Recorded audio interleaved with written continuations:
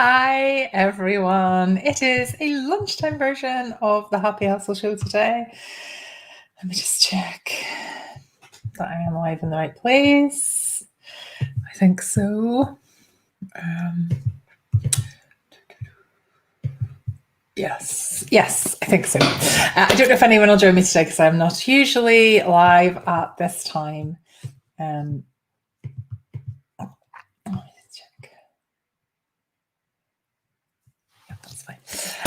Today I want to talk about the fact that the phone is ringing and you have a choice. You can either pick it up or you can send it to voicemail. So I don't know about you, but I don't use my phone for phoning anymore. I don't use it for that. Occasionally, but I don't really like getting an unexpected phone call. Just like, I like messaging and I like expected phone calls, but I'm not a massive fan of the unexpected phone call. However, I do enter a lot of competitions, and I know like there's a radio one that's on here in Scotland at the moment, and they phone you to tell you that you've won, and if you don't pick up the phone within 5 rings and tell them the amount, then you don't get it. So I've been breaking the habit or trying to kind of create a new habit of joyfully answering the phone, because how joyful would it be if I answered the phone and someone gave me 50 grand, which is what might happen on Friday. You never know. Got to be into win and all these things. I'm always optimistic. I always like to keep an optimistic view on life. But anyway, the phone ringing and thinking about the phone ringing got me thinking about the analogy with life. Okay, so the phone is ringing. There are two things you can do here. You can send it to voicemail or you can answer it. And when you answer it, it's going to change something. So there's going to be some change in your life as a result of that. It might just be a spam phone call that you just like end up saying no thanks and hanging up from, but it might not. It might be that £50,000 phone call from the local radio station.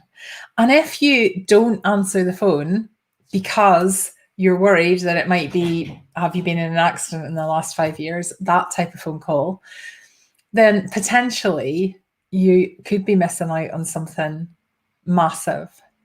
So sometimes you have to listen to the ringing and you have to take the call and see where it directs you. By far, the easiest thing to do is not take that call and go, oh, it's probably not going to be something that's of any use to me, but it might be. And you've got a choice. You answer the phone or you send it to voicemail. Your side hustle, when you get, so I'm a little bit woo for those of you that have kind of worked with me for a while.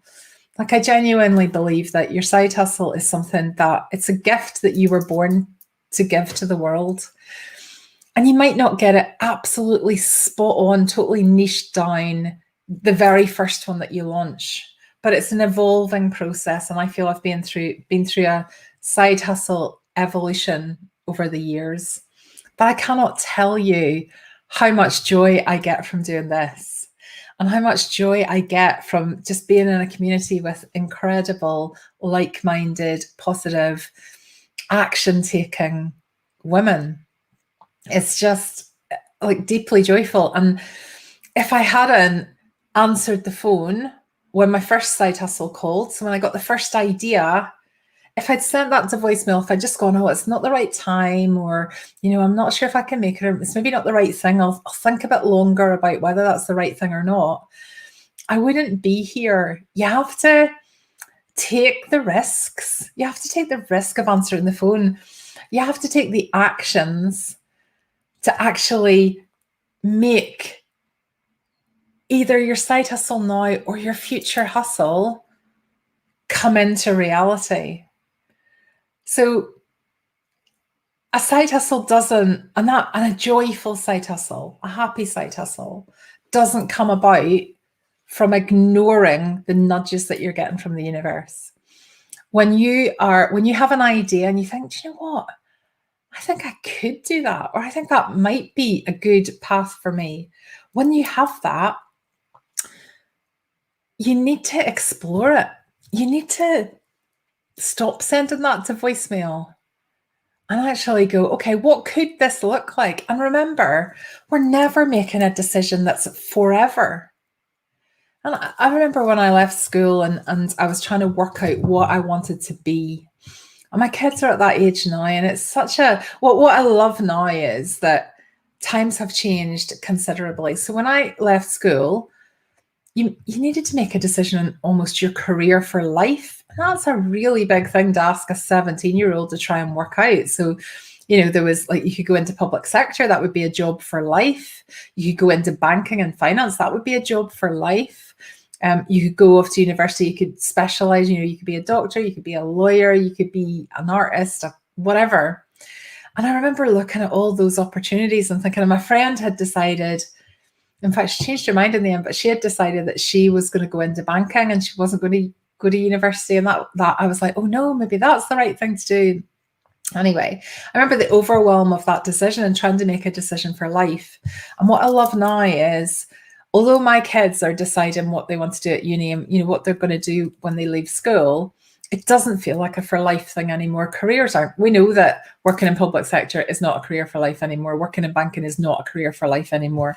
There are so many restructures and so many reasons why you might not end up working there for 40 years and having your final salary, pension, and all the things that, were the draws back in the day. So most things aren't for life anymore.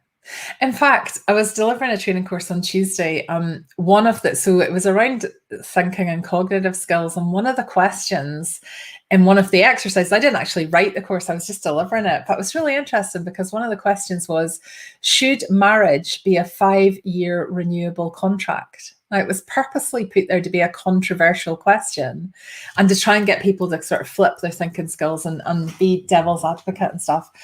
But I just thought, I don't necessarily agree with that, but things have changed. Like, we're not in that, once you decide and you broadcast that to the world, then you have to do that forever. Like, as you know, I've had so many different side hustles and no one's, as far as I'm aware, angry with me because I was doing that, I was doing that, I did that, and now I'm like doing something else, and now I'm thinking of different ways that I can make the hive even better, and I'm just constantly trying to evolve and think about how I can serve and how I can be joyful, and therefore how I can help other people to be joyful. And I think the absolute key to this is the signs are there. Your phone is ringing. Like, you just need to take the action. Don't let the perfectionism, don't let the, wanting to be absolutely sure before you step forward. Don't let that hold you back from your joyful existence. Don't let that hold you back from what your life could be like with a side hustle that absolutely lights you up and gives you the money in that pot for luxuries. Like, it's just incredible, but you need to take the action. And you need to be okay with, it's not going to be perfect right away. It may, but it may not. I'm not going to get sales within the first, initial part of my side hustle. You might, but you might not. But just go with it. Like, look for those signs. Take the action that you need to take, and don't keep that side hustle bottled up inside you. Because that is the bit that really, it's when, and I think it's the bit that really saddens me is when people do that because they're doubting themselves and they're doubting their own ability, and it's not given that kind of recognition that we're all different, and just because something's easy to you does not mean it's easy to everybody else. So there's probably, whatever your gifts, whatever your talents lie, there's probably an amazing side hustle that would be of massive benefit to someone else. And who are you to deny them to pay you for that thing? Like, people are excited about buying stuff. I love buying stuff. And if people weren't selling stuff, I would have nothing to buy. So I don't have to buy all the stuff, but I don't get offended if someone has stuff that I don't want to buy. But if it wasn't there, then no one would have an opportunity to buy it. It wouldn't be a side hustle, and your joy pot would not get filled up.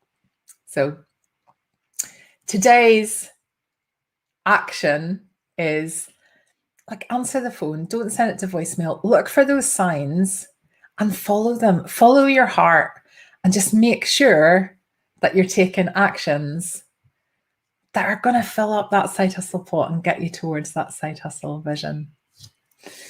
Karen, I just ignore the landline. There's only ever someone trying to sell me something. Yeah, I don't ever main answer the landline, Karen. Yeah, I'm the same. It's either that or it's BT phoning to tell me that my broadband's not working. I'm picking up this week. I've entered 2 competitions. Come on. I love a competition. Competitions are about hope and optimism. And I highly recommend that you all enter them, because you may or may not win, but you definitely won't win if you're not in the competition. I have won lots, not many massively significant things, but lots of competitions, and some significant competitions over the years. And every time I win one, everybody goes, oh, you're so lucky. Like, I can't believe you've won something again. That's just amazing. You're so lucky. Like, well, did you enter? No. Well, that's why I'm lucky, isn't it? Because I'm in. It's the same with your side hustle. If you don't do it, if you don't take the steps, if you don't consciously create your own life, other people, well, when you do, other people kind of perceive that as being really, you're really lucky. You just make everything work. It just looks so easy for you. It's not easy. Like, it's not easy, but it's fun. And the hard work is worth it, I think, particularly when you're focused on that side hustle pot and you're creating it. So I'm gonna have to go because I am literally back-to-back meetings. I've actually still got a Teams meeting going on in the background, but someone else has nipped away for lunch, so I've just put it on mute, taken my camera off and jumped quickly on to Facebook to do this live. But I need to go back on and spend the rest of my day on Teams meetings. For those of you that are in the Hive, I will see you in there tonight at 7:30. It's our mid-month What Would Julie Do? You can ask me any questions that you want. I will answer them. I'm also going to welcome all the newbies that have joined us this week. The doors to the Hive are still open until tomorrow at 5 o'clock, I think it is. It's either 5 o'clock or 7 o'clock. So basically, it's just for another day. They're open for one more day, and then the doors will close. I will open them at some point in the future, but I'm not sure when.